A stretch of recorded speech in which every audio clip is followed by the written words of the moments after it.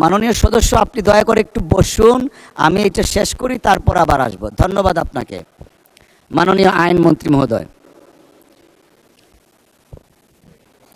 মাননীয় স্পিকার, আপনাকে ধন্যবাদ।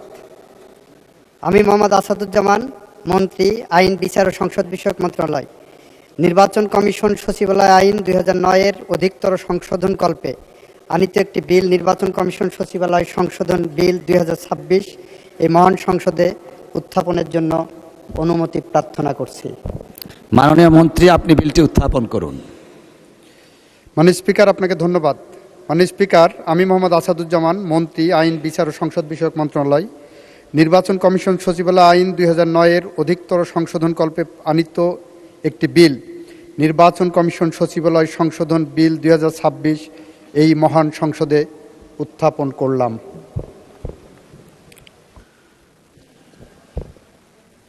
নির্বাচন কমিশন সচিবালয় সংশোধন বিল 2026 সংসদে উত্থাপিত হলো। বিধি 777 অনুযায়ী বিলটি এখনই গ্রহণ করার জন্য আপনার অনুমতি প্রার্থনা করলাম। সংসদের সামনে প্রশ্ন হচ্ছে, সংসদে উত্থাপিত নির্বাচন কমিশন সচিবালয় সংশোধন বিল 2026 অবিলম্বে বিবেচনার জন্য গ্রহণ করা হোক। যারা এই প্রস্তাবের পক্ষে আছেন তারা হাঁ বলুন। যারা এই প্রস্তাবের বিপক্ষে আছেন তারা না বলুন। আমার মনে হয় হাঁ জয়যুক্ত হয়েছে, হাঁ জয়যুক্ত হয়েছে, হাঁ জয়যুক্ত হয়েছে। অতএব সংসদে উত্থাপিত নির্বাচন কমিশন সচিবালয় সংশোধন বিল 2026 অবিলম্বে বিবেচনার জন্য গৃহীত হলো। মাননীয় সদস্যবৃন্দ, বিলটির উপর দফাওয়ারি কোনো সংশোধনী নেই। আমি এখন বিলের দফাগুলো সংসদের সামনে পেশ করছি। সংসদের সামনে প্রশ্ন হচ্ছে, বিলের দফা 2, 3 ও 4 এই বিলের অংশ হিসাবে গ্রহণ করা হোক। যারা এই প্রস্তাবের পক্ষে আছেন তারা হাঁ বলুন।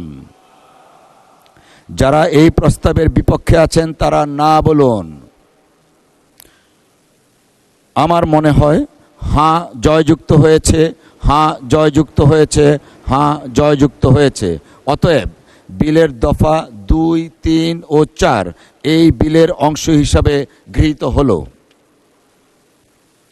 সংসদের সামনে প্রশ্ন হচ্ছে, বিলের 1 দফা বলবৎকরণ দফা, প্রস্তাবনা, প্রবর্তন এবং শিরোনাম এই বিলের অংশ হিসাবে গ্রহণ করা হোক। যারা এই প্রস্তাবের পক্ষে আছেন তারা হাঁ বলুন। যারা এই প্রস্তাবের বিপক্ষে আছেন তারা না বলুন। আমার মনে হয় হাঁ জয়যুক্ত হয়েছে, হাঁ জয়যুক্ত হয়েছে, হাঁ জয়যুক্ত হয়েছে। অতএব বিলের 1 দফা বলবৎকরণ দফা, প্রস্তাবনা, প্রবর্তন এবং শিরোনাম এই বিলের অংশ হিসাবে গৃহীত হলো। মাননীয় আইন, বিচার ও সংসদ বিষয়ক মন্ত্রী জনাব আসাদুজ্জামান, আপনি বিলটি পাশ করার প্রস্তাব উত্থাপন করতে পারেন। মাননীয় স্পিকার, আপনাকে ধন্যবাদ। মাননীয় স্পিকার, এই বিলটি পাস করা প্রয়োজন, সেটা আগে উদ্দেশ্য কারণ সংবলিত বিবৃতিটি আপনার সদয় বিবেচনার জন্য এবং এই সংসদের সদয় বিবেচনার জন্য উপস্থাপন করার অনুমতি চেয়েছি।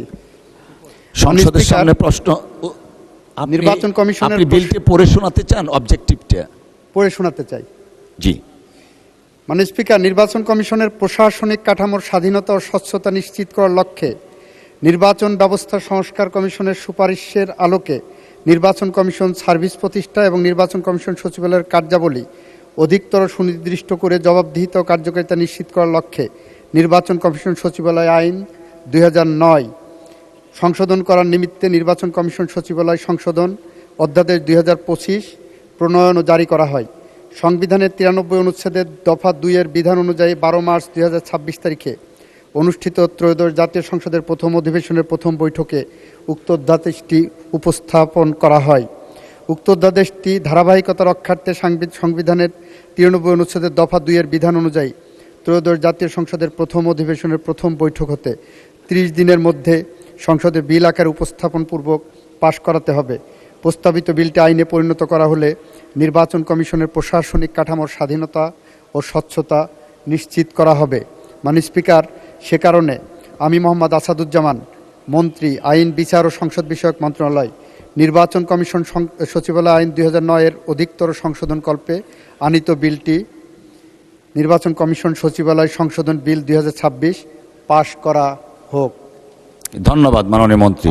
সংসদের সামনে প্রশ্ন হচ্ছে, সংসদে উত্থাপিত নির্বাচন কমিশন সচিবালয় সংশোধন বিল 2026 পাশ করা হোক। যারা এই প্রস্তাবের পক্ষে আছেন তারা হাঁ বলুন। যারা এই প্রস্তাবের বিপক্ষে আছেন তারা না বলুন। আমার মনে হয় হ্যাঁ জয়যুক্ত হয়েছে, হ্যাঁ জয়যুক্ত হয়েছে, হ্যাঁ জয়যুক্ত হয়েছে। অতএব সংসদে উত্থাপিত আকারে নির্বাচন কমিশন সচিবালয় সংশোধন বিল 2026 পাশ হলো।